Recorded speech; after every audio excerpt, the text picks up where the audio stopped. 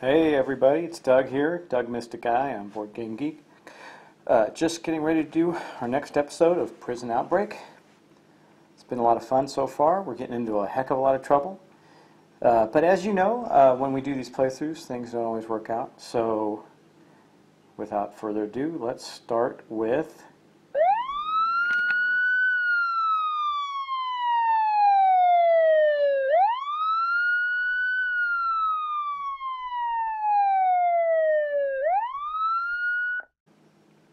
corrections. Yep, you heard that right. I have corrections. Go figure. And my awesome co-pilot from down under has been helping me a lot in catching these, which I like to do. I do like to do the rules right, but you know when you're doing these playthroughs, it's hard to remember all the little nuances of the game. But having someone assist with that and play the game along with me has been incredibly helpful in keeping up with things like corrections. So the first one would be that Grindlock here didn't have, actually he didn't, when he was here, so understand he's only got 3 moves. He doesn't have all those actions yet.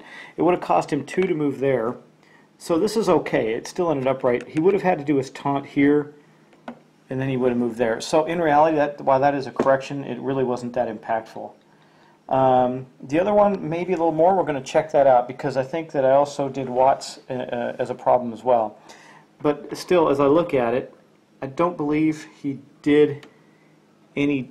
Oh, he did. He was Mr. Chainsaw, so he moved in there, took 2 swipes with the chainsaw. So moving out of the position with the Abomination, it would have cost him 2 to move there, and then 2 to do his... He attacked twice, so he's actually going to end up here. And that's the way it's going to be for them. But that's the corrections. So that's where we're going to end up for this turn. So corrections done, complete. I'm going to remove the noise markers, and we're going to continue on with our... So unfortunately, things are looking pretty grim. Now, again, we could have rushed for the exit. We had all the objectives, but to make the game more interesting, I chose that we needed to acquire all of the objective tokens, which means we have 2 left. Now, you might go, well, that's not too bad. Well, here's the challenge, right? Here's our first one of the players. Here's 3 of the other players. We have Grindlock up here trying to lure away this big baddie. And then just a little bit up over here, we got Joshua driving around a police car with the sirens blaring, acting like a crazy person. So, that challenge being that the door to lead to these next 2 objectives is here. So you can see we got some walkers. Not a big crisis, but we got this guy now too, a Beserker Abomination, meaning we can't kill him with ranged combat, and we still need to do 3 points of damage. Really rough. Now, I did look at the rules, and a Molotov will still take him out, even though it's required to do melee damage to kill him.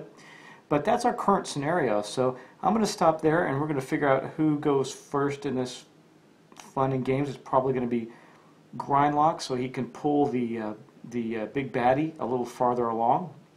And we can head into some of these buildings, perhaps at the recommendation of my partner in crime on this one, Dan, and maybe do some more searching, see if we can't get a 3-point weapon together so we can kill these guys and get those objectives. Anyway, it's time to play cat and mouse with our big giant zombie monsters, and in the meantime, still try and continue to get by all of these bad guys. So, without further ado, let's move on to our first turn. So anyway, here we are, and I do believe we're going to go with Grindlock first, and he's here with this Abomination chasing him down. So let's move to his character card and take a look.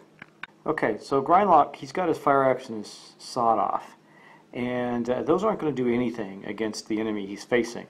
So his best bet is, again, to continue on with the taunt ability and pull these big bad guys, or just actually, in this case, line of sight. Because if we plan this right, that will be the only character that the Abomination will see. So here's what we're going to do. I think this will make for an interesting turn, and maybe even allow... this might work out perfectly well. Let's go to the table and check it out. Okay, well, Grindlock here says, heck, come scrambling for the police car. So for his first action, he gets into the police car's driver's seat. For his second action, he's going to move. Bam. Now, as a free action, he can do taunt. Look who he's got line of sight on here. So any monster he has line of sight on, he can taunt. So guess what? He's going to take that free action and taunt this big guy right here. Now, is this putting him in danger? Absolutely. But this is not going to put him in any immediate danger, because when the zombies turn comes, the big abomination will move here. This one here has line of sight only on him, and so we'll move down there. That will solve a lot of problems for us, because line of sight trumps noise. So even though we have a bunch of players down here killing zombies making noise, it's not going to be enough to draw away from the fact that both of the abominations have line of sight on Grindlock. The unfortunate part is Grindlock's not getting a lot of experience. But he is sitting in a police car, so when he skids around that corner and comes to a halt and starts hollering at this terrible abomination, he's going to search the police car. Now, I don't know if we can, I got to think, I don't know if there's a three-point weapon other than a Molotov, but we'll see and see how this goes. So Grindlock scrambling around, hoping to find something of value in the police car, in the back seat or something, hoping that anything that will help him get to this big baddie here. So let's draw from the deck and see what he gets. We did get a weapon. Heck, it's not even a bad weapon. Heck, might be better than what he's got. We'll go back to his sheet and take a look. But he got an automatic shotgun. 3 dice. I think this is gonna be better than what he has. Let's go back and look. So yeah, better than the sawed-off he's got. Sawed-off only does 1 damage. Now the sawed-off is also a weapon that you can dual wield. The automatic shotgun you cannot dual wield. See, but it does 3 dice, and instead of needing a 3, it needs a 4, but it does 2 points of damage. So definitely a better weapon. He's going to put the sawed-off into his pack and take out this automatic shotgun. Still does absolutely nothing to help with the abomination coming down on him, but it might help later as he fights off other zombies that'll come his way. And you know, there's still some zombies down on this side of the board he may have to deal with. So that was Grindlock, and let me get the first player token just so I know it's marked and we know where we left off. There it is. And we're going to move on to Kim now. So Kim, the hatchet maniac here, is going to kill some zombies. This is her sheet. She's got 2 hatchets. They are going to roll 2 dice. They need a 3+, and they get a 1 each. So she's got a pretty good chance of killing a couple of zombies here. We'll just keep going with that and keep her fighting. Maybe she can find a better weapon a little later on, but we do need to clear the zombies first regardless. So let's go to the table. So here we are. This is Kim right here. She's standing right in front of these zombies, and she's going to use her axes, her 2 hatchets, to do some damage. She's going to roll 2 dice. Needs a 3 or better to hit, and she can kill 2 of them in this one swipe. So for her first action, she is going to attack these zombies. Okay, here we are at the dice roller. Let's see what she gets. Well, she got a 4 and a 5, so she actually did take out 2 walkers. We're going to do that and adjust her experience as well. So Kim's now up to 3 experience. She's not doing too badly. She did take out 2 of the walkers, and I believe she's just going to take her second action to do that again. There's no reason for her not to. So for her second action, she is going to attack another walker with a hatchet. Now keep in mind that the hatchets do not generate noise in a fight, so she's not other than her presence and the presence of the other player, she's not generating a ton of noise. So those zombies without line of sight haven't really stepped up yet, because well, we'll see how this rolls out. Turn's not done yet. Things could change. So anyway, let's go to the table. Okay, here's Kim. She's killed these 2 walkers here. They go off the board. Now we're going to go to the dice roller. I think she's going to take another swipe at this one and get it done so that the other 2 characters have some more freedom. Okay, back at the dice roller. Here we go. Wow, she's rolling really well. She killed that walker there as well. That's going to put her up to 4 experience points, and that walker will be dead. So we remove this walker here. That's going to end Kim's turn. I'm adjusting her sheet while I'm talking. So she is at 4 experience, and we'll continue on. We're going to go on to Belle's turn. So I got to review what Dan wrote me, and we'll see what we get done there. So here's good old Belle. She's got her katana wakizashi. Now, Dan gave me a couple options, but with my move with the police car and Grindlock, it changes things a little bit. She was thinking about going back to search in a room that we've already opened, to try and get a 3-point weapon. Not a bad idea. And still possible we could end up getting her into this little side room here because, you know, she's missed movement. But with that being the case, she could also get to that door and get in there and do some searches, but we got some zombies to move through. Now, she's quite good at that. There's no doubt about it. And with her free move action, her extra action, she's got 5 things she can do in a given turn if one of them's move. So, well, obviously for her first turn, she is being confronted by a walker. Now, remember that she's got the Katana Wakizashi combination. The Wakizashi's helping her out. That gives her +2 dice with the Katana, meaning she's going to roll 4 dice. Now, she has to roll 4+, and it only does 1 damage, so it's only good against normal zombies, walkers, or runners. But it'll still be very effective. So she's her first action is going to be to kill that zombie. Here we are at the dice table, at the dice bowl, so I'm going to roll that, and we're going to see what happens. Well, obviously she killed it, whack, with her katana. Got plenty of the 3 5s will do it. And that's going to kill that zombie, move her up to 8 experience, which isn't going to change anything for her. And then we'll go back to the table. Okay, I've adjusted Belle's experience. Now let's move to the table to take out that zombie and make the next move. So here we are. I'm going to remove this zombie. I already adjusted her experience for it. Now, trying to keep in the spirit of what Dan wanted to do, which I completely agree, trying to find a 3-point weapon has got to be a priority. Otherwise, we're going to have characters just running around being ineffective, trying to keep these 2 things drawn away. But I think at this point, with all her actions left over, she's got a great chance of... She could run here and still even get a search, I think, because she's got a free move action, and she still has 3 actions left. Or she can move here, take an attack. The only challenge is she can't get in that door yet, but she can certainly clear the way. She doesn't have a way to break that door open. Let me, man, I just realized something. Does anybody down there with her have a way to break that door open? Oh, Watts does with the noisy chainsaw. Yeah, that's interesting. And I think Shannon, no, Shannon does not either. Her weapons will not. So we're going to have to wait for Watts to come on down. But in the meantime, since she's got tons of stuff she could do, let me see, she could move 1, 2, 3, and then into here, but that would consume, with her free move action, but that would consume all 4 of her actions. Yeah, I think the right decision is to get her to search, to hit her to search, but the right decision is to move her into here based on the current circumstances. She's got 4 dice. I mean, she could wipe that zombie out immediately. Or all 3 of those zombies out immediately, and be prepared to support the team that's going to be coming down to get in that room and get those objective tokens.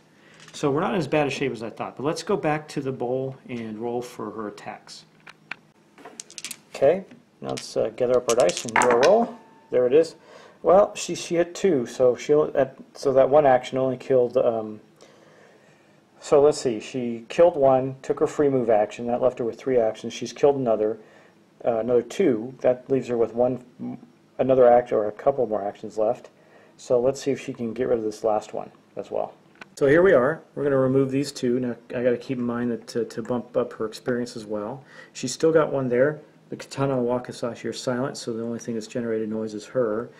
Now let's go back and roll 4 more dice against this last zombie. So just to recap, she killed the zombie. She has 4 actions total plus a free move, or 3 actions plus a free move. So she killed the zombie. That's 1 action, free move. That left her with 2 actions. She killed those 3. She's got 1 more left to kill this last zombie here. Okay. Yeah, not too. She got it twice, but yes, she did kill that zombie. I'm going to take it from the table and adjust her experience up by 3. So here she is. I'm going to remove this zombie here, and then we're going to bump up her experience. So you can see she's at 8, so she's going to go up to 11. Oh, 8, 12. Nope, 8, 9, 10, 11, 12. 12, she goes up to 12. That's pretty good. Don't want her getting the red necessarily, not with the trouble that we already have. But we did do a good job with her of clearing out baddies. So now with that done, now the objective for her was to get to the building to search. She's going to do some searching, and Dan, you can feel free to change that next turn. I just thought this was a good way to go since we've drawn off the abominations to chase Grindlock down. But by all means, let me know. I agree with you on the search part. We got to get people looking into buildings. So next we're going to move on to Shannon. So here's Shannon. She's doing quite well. Again, she's got 3 actions, but she doesn't have a free move or anything. So she does have her gun blade. She might take a pot shot at a couple of zombies coming her way, or she could just move. But moving will waste one of her actions if she just moves down there now. It's just nothing for her to attack. So I think she's going to pop off. I'll go to the table and show you what we're going to do. She can pop some zombies with that, with the gun portion of that, which isn't great, but it does do 2 damage. So here's Shannon, and she's got these 3 zombies that just spawned out of this area here coming her way. She only gets 1 die roll. She needs a 4, but she does 2 damage. Not that it matters. Regular zombies take 1 damage to kill. But let's go to the bowl and roll for that. Okay, here we are. We're going to roll for her roll, and she rolled a 5, so she did kill one of the zombies. In addition, we're going to place a noise marker down there and continue on. So there's the noise marker from where she took the shot. I don't know that it's going to matter. We got line of sight on most people. But this one's going to die, so she did take out one of the zombies on the table. And there's 2 more left in that spot. For her second action, I'm going to pan back a little bit. She's going to move here. And for her third action, she's going to move here. So we're setting up to get into this building now, which is, I think, a priority for us. The only thing that Kim's going to be left here fighting off the rest of the zombies that come through there. Because we absolutely need Watts to head down and open up the door. He's got the only weapon that can do it right now, or the only device that can do it. So let's go to Watts' character sheet, as his turn will be up next. Okay, so here's Watts. He's got a chainsaw and a pistol, but the chainsaw is his saving grace here. So we're going to go to the table, and we're going to get Watts, good old Watts moving to get into that building down there. Okay, here's Watts. We're just going to simply do a move. He's going to move to here. It's his first action. His second action is going to be to move to here. His third action, bust open this door. And then his fourth action, well, we'll see. We have to spawn some zombies here, then we'll see what he does next. Okay, so here's the spawns for this room. We got 2 walkers from that spawn card there. Remember, we're on the yellow threat level. So just 2 regular walkers. Not too bad. Could be worse. Now here we do have a little situation that's going to pile up on us and make things tougher. There are 2 runners, faster zombies, in here, in this room. As you can see from the yellow section right there, that runner. And here we kind of got lucky, just 1 little measly walker popped up. Not too bad. So that's the scenario in that room. Now, Watt still has an action. He might as well shoot his pistol into there because he's got a reroll due to his plenty of ammo card. So we're going to take 1 shot at least and see if we can get one of the zombies in this room. It'll lessen the load for our next turn. Okay, here we are at the dice roller. I'm going to roll this dice for Watts, and we're going to see if he can shoot one of those zombies. Okay, no, he did miss, but that is still going to put a noise marker in his location. I'm going to go do that, and then we'll continue on to our last character, Josh. Okay, so the chainsaw is quite noisy, so I did have to put a second noise marker down here for when you open the door. So that's the situation. 3 players and 2 noise markers. That's where most of the noise is coming from. But there's also line of sight on most characters, so I don't think the noise is going to make much of a difference. Now let's go over to Joshua. Alright, so here's Joshua. He's in the police car. I think we're going to get him out of there and head into a building so that he can do some searching. I think that's imperative. Now, he doesn't have a lot of experience, but you know, it is what it is. So for his first action, let's go to the table. Got 2 choices of which way he could go. He could go in this building here or this one here. I don't know that it matters, but he's going to step out here for 1. He will come in here for 2, and for his third action, he's going to search. So he found a sawed-off shotgun. He's got a shotgun that does 2 damage. This one's it's better than a nightstick, so he'll wield this shotgun and the other shotgun. Of course, this one's dual wield, but the regular shotgun's not, so it's not like he can do both. But maybe he can hook up, connect with Grindlock and do an exchange, because Grindlock has a sawed-off and the automatic shotgun. But that was his search for the turn, and that will end our player turns for this round. And now we're going to go on to first zombie moves, then so first zombie attacks, which there won't be any because nobody is in a space with a zombie currently. then moves, and then we'll do respawns or spawn points. We'll do the obvious. This while there's a lot of noise here, this Beserker has line of sight on Grindlock in his police car, so he's going to move into the space, not into the car, but into the space with Grindlock right there. Now, we'll move right down here. He too has only line of sight on Grindlock down here at this point, so he's going to move from here to here. They're both converging on Grindlock, who's a very brave guy. He's taking the heat for everyone right now. Once again, we have noise or line of sight. So this guy's going to move. He can see Grindlock. This one is going to follow the noise because he really didn't have line of sight on anybody, which is going to put him there anyway. Now coming down here, we have these two. They're going to move into the spot with Kim, who's going to be able to, I think, take them down easily. Depends on what happens in the spawn, that spawn point right there.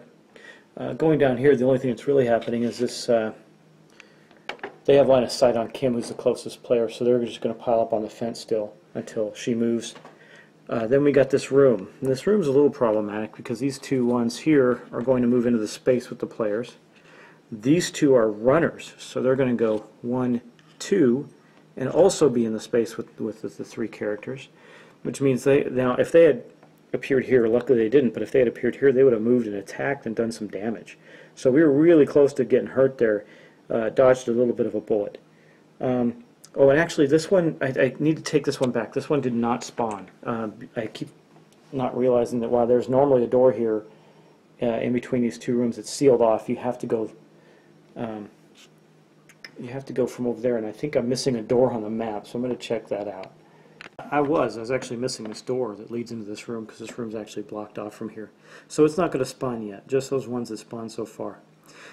However, that leaves us with a little dilemma, because I think at least one of the players, Kim or somebody's going to have to go get in this room, and she can't even open the door.